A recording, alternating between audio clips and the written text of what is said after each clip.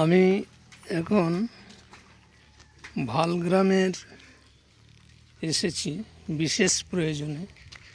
এই গ্রামে আমি এই মুহূর্তে ঢালাই রাস্তার উপর দিয়ে যাচ্ছি, কিন্তু দু সাইড দিয়ে যে বিভিন্ন গ্রামে ড্রেনেজের ব্যবস্থা, সেই ব্যবস্থা এখনও পর্যন্ত হয়নি। রাস্তায় দেখুন, ঢালাই রাস্তার ওপরে কাদা প্যাচ প্যাচ করছে। দু সাইড দিয়ে ড্রেনেজের ব্যবস্থা, যেটা অন্যান্য বহু গ্রামে হয়েছে, এই গ্রামে ড্রেনেজ ব্যবস্থা এখনও পর্যন্ত হয়নি। এগুলোর জন্য আমি দৃষ্টি আকর্ষণ করছি। এই যে দেখুন, এটা ঢালাই রাস্তা, কিন্তু কি অবস্থার মধ্যে দিয়ে এখানকার এলাকার মানুষ যাতায়াত করে। এটা কি মেন রাস্তার সঙ্গে মিশেছে? হ্যাঁ, একদম বাস স্ট্যান্ড। এই পুরোটাই এরকমই রাস্তা নাকি? হ্যাঁ হ্যাঁ, এই দিকটা দেখছি ভালো। আমি এই দিক দিয়ে আসলাম। হ্যাঁ, ওদিকটা খারাপ, অনেক খারাপ দেখলাম তো। এই রাস্তাটার কি নাম? রাস্তাটার কোনো নাম আছে?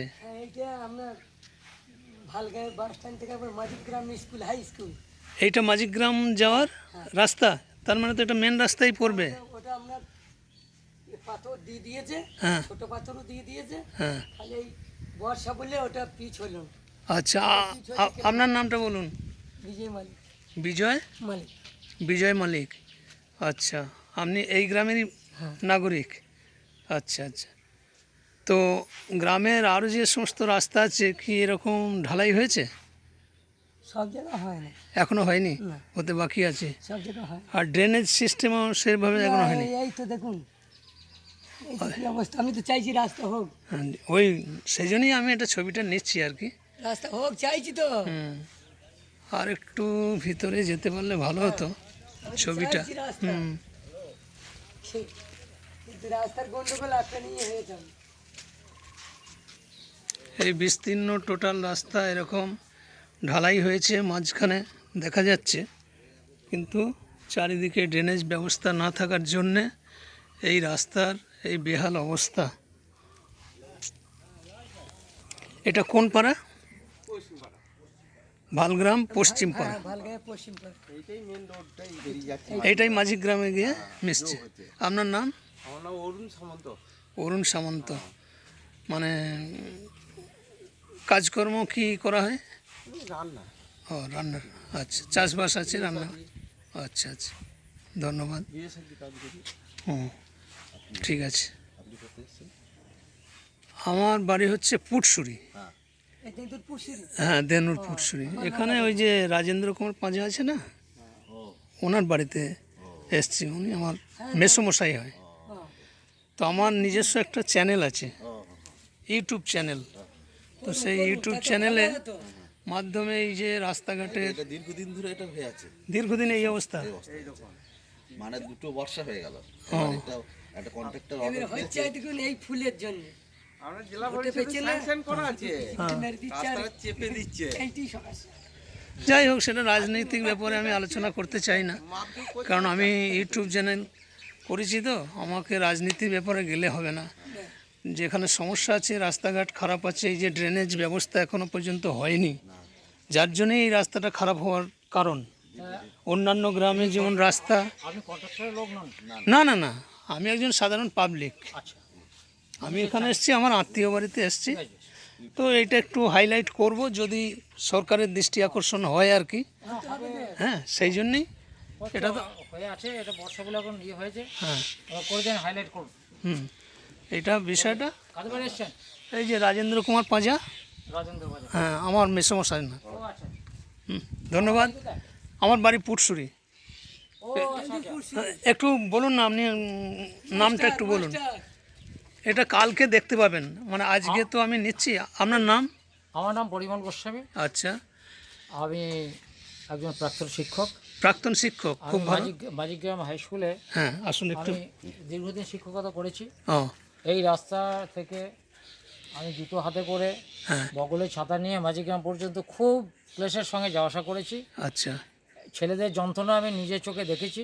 বেশ, যে জন্য এই রাস্তাটার প্রতি আমার দুর্বলতা আছে। আচ্ছা আচ্ছা, আমার কোনো স্বার্থ নাই এই মুহূর্তে, না একজন নাগরিক হিসেবে একজন নাগরিক হিসেবে। এবং ওখানকার প্রাক্তন শিক্ষক হিসেবে আমার এইটাকেই, ছেলেদের সেই যন্ত্রণা, দাদা আপনি আসুন না, নিজের কষ্ট, এই দেখে মনে হয় যদি একটু ছেলেদের পরবর্তী সুরাহা করা যায়। প্রজন্মের সুরাহা হয়, হ্যাঁ তাতে যদি মনোযোগ হয়।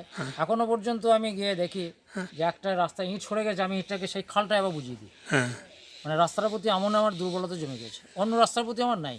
মাঝিগ্রাম টু ভালগ্রাম রাস্তাটা হলে হ্যাঁ। আমার মনে হয় আমি কিছু কাজ করতে পারবো। তো এইখানে তো মানে বিখ্যাত নেতা প্রয়াত অজিত পাঁজার বাড়ি মাঝিগ্রাম। হ্যাঁ, হ্যাঁ, অজিত মশাই প্রয়াত হয়েছেন। উনি তো প্রয়াত তার হয়েছেন পুত্রবধূ- জানি। তার পুত্রবধূর নারী কল্যাণ দপ্তরের তা না হলেও উনি তো এখানকার একজন লোকসভার এমপি ছিলেন, উনি মামুলি ব্যাপার তো নয়, উনি মন্ত্রীও বটেন। মন্ত্রীও ছিলেন। হ্যাঁ, কিন্তু এখন ওনার মেয়ে হচ্ছেন শশী পাঁজা, কি ওনার মেয়ে? বসিবাজা ওনার বৌমা। হ্যাঁ, পুত্রবধূ। তাহলে মানে এইরকম এডুকেটেড পারসন, এইবার হাই মানে কি বলবো, মিনিস্টার লেভেলে যেখানে রয়েছে, তো তাদের মানে আমি আশা করব ওনাদের দৃষ্টি আকর্ষণ করা উচিত। আমি অরাজনৈতিকভাবে বলছি। আমি অন্তপক্ষে তৃণমূল সরকার আসার শুরু থেকে, হুম, অন্তত 14-15 সাল থেকে আমি এটা লিখে আছি। আচ্ছা, এত কাগজ, এত দরখাস্ত, দুটো পঞ্চায়েতের রেজুলেশনের কপি, হুম ইরিগেশনের নো অবজেকশন, হুম অ্যাসিস্ট্যান্ট ইঞ্জিনিয়ার। আমি পূর্ত ভবন গিয়েছি, আমি জেলা পরিষদ গিয়েছি, হুম একাধিকবার, হুম কতবার গিয়েছি। ইদানিং আমাদের এক ছাত্র এখানে সভাধিপতি হয়েছে, হুম তার কাছে দরবার করে বললাম, সেই বাবা রাস্তাটা যদি হয় তুমি একটু দেখো। বলে না, আমি অনেকটা এগিয়ে গিয়েছে, সমস্যা ছিল, আর কোনো সমস্যা নেই, আমি ওটাকে রিলিজ করে দেবো। আচ্ছা, রাস্তাটা শুরু হলো বটে, হুম কিন্তু এই বর্ষার আগে শেষ হলো না, এটা আমাদের দুঃখ। আচ্ছা, যদি হয়, মানে পরিকল্পনার মধ্যে আছে। পরিকল্পনা আছে, মানে এটা অনগোয়িং চলছে, আচ্ছা আচ্ছা, রাস্তাটা চলছে, গ্রামের শেষটা হচ্ছে। তবুও একটু হাইলাইট করলে যদি আমাদের হ্যাঁ আমি তো ওই জন্যই চাইছি। দেখুন, আমিও একজন দেশের সুনাগরিক, আপনিও দেশের সুনাগরিক বলে এতক্ষণ ধরে আপনি এই কথাগুলো বললেন, আপনার সমস্যার কথা বললেন, এই রাস্তাঘাট নিয়ে আপনিও যে একটা গ্রামের প্রতি আপনার যে পূর্ণ আনুগত্য রয়েছে, এটা আপনার বক্তব্যের মাঝে প্রকাশ পেল, ওই দাদাও বললেন। তো আমি এটা হাইলাইট করছি। আমার ইউটিউব চ্যানেলের নাম হচ্ছে ডি ইন্ডিয়া। ও, ইউটিউব খুলে ডি ইন্ডিয়া সার্চ করলে আমার চ্যানেলটা খুলে যাবে। আমি এরকম সামাজিক বিষয়, অনেক কিছু বিষয়, মানে কবিতা আবৃত্তি, গান বাজনা, বক্তব্য, যার যেরকম মতামত আপনি আছে। বাইরে থাকেন তো? না, আমি বাইরে মানে বাইরেই ছিলাম, আমি কর্মসূত্রে আসামে ছিলাম, হ্যাঁ, মধ্যপ্রদেশ ছিলাম, দিল্লিতে ছিলাম। এখন বর্তমানে বয়সটা হয়ে গেছে, চুলটা অবশ্য আমি কালি করেছি, আমার এইরকম চুল নয়, আমার একদম সাদা সাদা চুল। আমার সাদা হয়ে গেছে, আমি আর নিতে পারি না, আমার অপারেশনের পর আর আমার শ্যুট করছে না। তো যাই হোক, আমার এই বয়সে এসেও যদি মানুষের জন্য কিছু করা যায়, যেটা করলে তো আমার কোনো লোকসান কিছু নেই। আমি ভালো করতে না পারি, খারাপটা করব না, এটা হচ্ছে আমার মেন্টালিটি। ওই যে আপনি বললেন না যে ইঁটটাকে আমি সরিয়ে খালের মধ্যে দিয়ে দিই, আমি সেম মেন্টালিটির লোক। রাস্তায় জল পড়ে যাচ্ছে, অনেক মানুষ হেঁটে যায়, অথচ সেই দিকে তারা দৃষ্টি আকর্ষণ করে না। জলটা বন্ধ করে দিলে যে সরকারিভাবে তারই উপকার হবে, এই মেন্টালিটি অনেকের থাকে না। আমি দেখেছি বিকালবেলাতে ওই ছেলেপিলে, একজন ছেলে আরেকটা ছেলেকে রাস্তায় ইঁটটা তুলে মারছে। আমার লক্ষ্য থাকে কোন জায়গায় ইঁটটা তুললো, হ্যাঁ সেই ইঁটটা যাতে জমিতে পড়ে না যায়, হ্যাঁ। রাস্তাতে থাকে, হ্যাঁ, তবু রাস্তাটা একটু সমৃদ্ধ হবে, একটু শক্তপোক্ত হবে। আমি সেই ইঁটটা নিয়ে এসে সেখানে পাইপ বসিয়ে দিই। এই দুর্বলতা আমার এই ভালগাঁটো মাঝিগ্রাম রাস্তাটার প্রতি আছে। আচ্ছা আচ্ছা, খুব ভালো লাগলো। হলে ভালো। এটা কি মানে এইরকম অবস্থা কি পুরোটাই না, না, আগে কি কিছুটা ভালো আছে নাকি? কিছুটা হয়তো 100-150 মিটার, ও তারপর আবার ঢালাইটা আছে, আচ্ছা আচ্ছা, তারপরে আবার ওই দিকটা আছে আমার। এতটা নষ্ট হয় না। এই রাস্তাটাও দেখলাম, এটা যেমন আমি এইটা দিয়ে আসলাম, অনেকদিন আগে আমার ফোনে একটু কথা হয়েছিল, মনে করতে পারছেন না? ওই একটি মেয়ের ব্যাপারে আপনার সঙ্গে কথা ছিল। আচ্ছা, নমস্কার নমস্কার। হ্যাঁ, যাই হোক, আমি সামাজিক কাজ, চলুন। হ্যাঁ না